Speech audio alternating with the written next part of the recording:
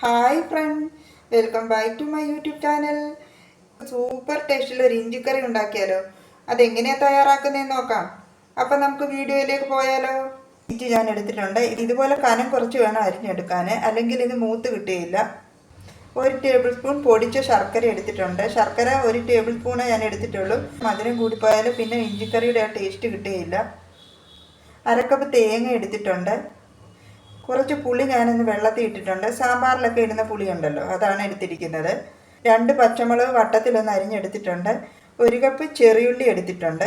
ചെറിയുള്ളി ഞാൻ ചെറുതായിട്ടൊന്ന് അരിഞ്ഞെടുത്തിട്ടുണ്ട്. ഈ ചെറിയുള്ളി വേണം എടുക്കാൻ, സവാള എടുക്കരുത്. സവാള എടുത്താൽ ടേസ്റ്റ് കിട്ടുകയില്ല. ഇഞ്ചിയും തേങ്ങയും എല്ലാം ഒന്ന് വറുത്തെടുക്കാം.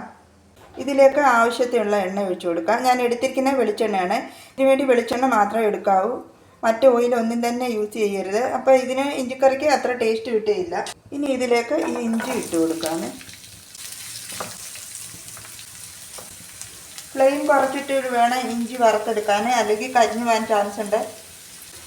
ഇതുപോലെ കനം കുറച്ചെടുത്താൽ ഇഞ്ചി നന്നായിട്ടൊന്ന് മൂത്ത് കിട്ടും.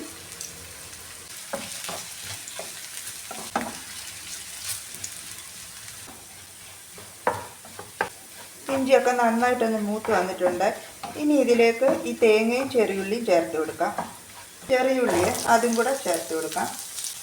പച്ചമുളക്, ഈ എടുത്ത് വെച്ചിരുന്ന തേങ്ങയും അതും കൂടെ ചേർത്ത് കൊടുക്കാം. ഇനി ഇത് നന്നായിട്ടൊന്ന് വറുത്തെടുക്കാം.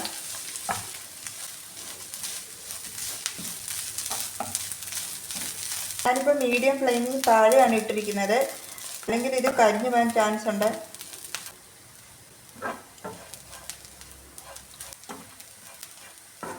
നന്നായിട്ടൊന്ന് മൂത്ത് വന്നിട്ടുണ്ട്. ഇത് മതി. ഇതിൻ്റെ ഫ്ലെയിം ഞാൻ ഓഫ് ചെയ്യുവാണ്. ഇനി ഇത് തണുത്തതിന് ശേഷം മിക്സിയുടെ ജാറിൽ ഫൈനായിട്ടൊന്ന് പൊടിച്ചെടുക്കുക. നന്നായിട്ട് തണുത്തിട്ടുണ്ട്. ഞാൻ മിക്സിയുടെ ജാറിലേക്ക് ഇട്ട് കൊടുത്തിട്ടുണ്ട്. ഇനി ഇത് ഫൈനായിട്ടൊന്ന് പൊടിച്ചെടുക്കാം. അത് നല്ല ഫൈനായിട്ട് പൊടിച്ചെടുത്തിട്ടുണ്ട്. ഇതിന് ഞാൻ വെള്ളം ഒട്ടും തന്നെ ചേർത്തിട്ടില്ല കേട്ടോ.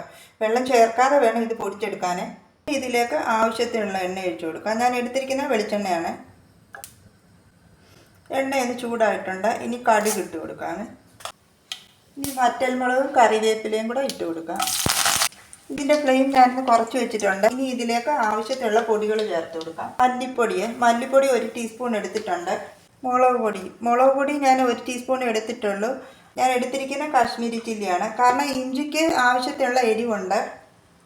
മുളക് പൊടി കൂടിപ്പോയാൽ എരിവ് കൂടിപ്പോയാൽ ഇടേണ്ട. 1/4 ടീസ്പൂൺ മഞ്ഞൾപ്പൊടി. ഉലുവപ്പൊടി 1/4 ടീസ്പൂണിൻ്റെ പകുതിയേ എടുത്തിട്ടുള്ളൂ. ഉലുവപ്പൊടിയൊക്കെ ഒരുപാട് ഇട്ട് കൊടുക്കല്ലേ, അപ്പോൾ ഒരു കയ്പ്പ് രസം ഉണ്ടാകും. 1/4 ടീസ്പൂൺ കായപ്പൊടി. ഇനി ഈ പൊടികളുടെ പച്ച ഫ്ലേവർ മാറാൻ ഇത് നന്നായിട്ടൊന്ന് ചൂടാക്കിയെടുക്കാം. ഇനി ഇതിൽ ഈ എടുത്ത് വെച്ചിരിക്കുന്ന പുളിവെള്ളമേ അതും കൂടെ ചേർത്ത് കൊടുക്കാം. പുളിവെള്ളം ഞാനൊന്ന് അരിച്ചാണ് എടുത്തിരിക്കുന്നത്, അല്ലെങ്കിൽ ഇതിലെ നാരുകളൊക്കെ കാണും. പുളിവെള്ളം അതും കൂടെ ഒഴിച്ചു കൊടുക്കാം.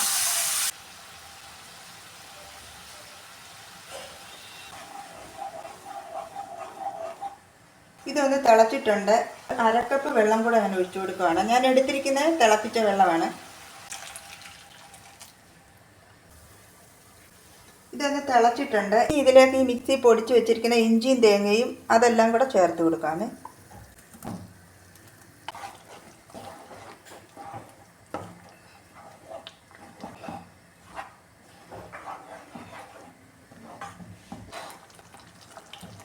ഇത് കുറച്ചൊന്ന് തിക്കായിട്ടെടുക്കാം. ഉപ്പ് ഞാൻ ചേർത്തിട്ടില്ല കേട്ടോ. ഉപ്പ് ലാസ്റ്റിലേ ചേർത്ത് കൊടുക്കാവൂ. പൊടിച്ച ശർക്കര ചേർക്കാണ്ട്, അതും കൂടെ കഴിഞ്ഞിട്ടേ ഉപ്പ് ചേർത്ത് കൊടുക്കാവൂ.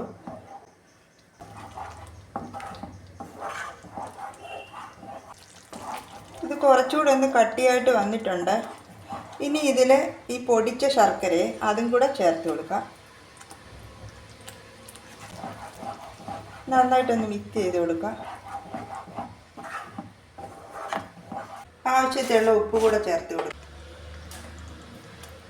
നിങ്ങൾക്ക് കുറച്ചുകൂടെ കട്ടിയാക്കണമെങ്കിൽ അതിനനുസരിച്ച് എടുത്താൽ മതി. ഞാനിപ്പം ഒരുപാടങ്ങ് തിക്കാക്കുന്നില്ല ഇത്.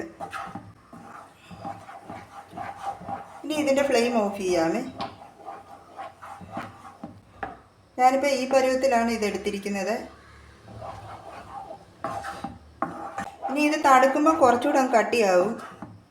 ഇഞ്ചിക്കറി ഇതിലേക്കൊന്ന് സെർവ് ചെയ്യാം.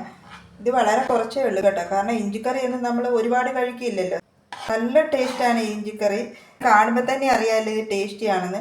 അതുപോലെ ഇഞ്ചിയും തേങ്ങയും ഉള്ളിയൊക്കെ മൂപ്പിച്ചെടുക്കുമ്പോൾ ഇഞ്ചി നന്നായിട്ട് മൂത്ത് കിട്ടണേ, അല്ലെങ്കിൽ ഈ കളറിൽ കിട്ടുകയില്ല. അപ്പോൾ നമ്മുടെ കിടിലൻ രുചിയിലുള്ള ഇഞ്ചിക്കറി ഇവിടെ റെഡി ആയിട്ടുണ്ട്. നല്ല ടേസ്റ്റാണ് ഇത് ഇഞ്ചിക്കറി ഇങ്ങനെ തയ്യാറാക്കുന്നത്. ഓണത്തിന് നിങ്ങൾ ഇതുപോലെ ഒന്ന് ഉണ്ടാക്കി നോക്കൂ, ഉറപ്പായിട്ട് നിങ്ങൾക്ക് ഇഷ്ടപ്പെടും. അത്രയ്ക്ക് ടേസ്റ്റാണ് ഇത്. ഞാൻ വെറുതെ പറയുമല്ല. ഇതിൽ ശർക്കരയും ഒക്കെ ആഡ് ചെയ്യുമ്പോൾ വളരെ കുറച്ച് ആഡ് ചെയ്യാവൂ. കാരണം ശർക്കരയൊക്കെ കൂടിപ്പോയാൽ ആ മധുരം മുന്നിൽ നിൽക്കും, അപ്പോൾ ആ ഇഞ്ചിക്കറിയുടെ ആ ടേസ്റ്റ് കിട്ടുകയില്ല.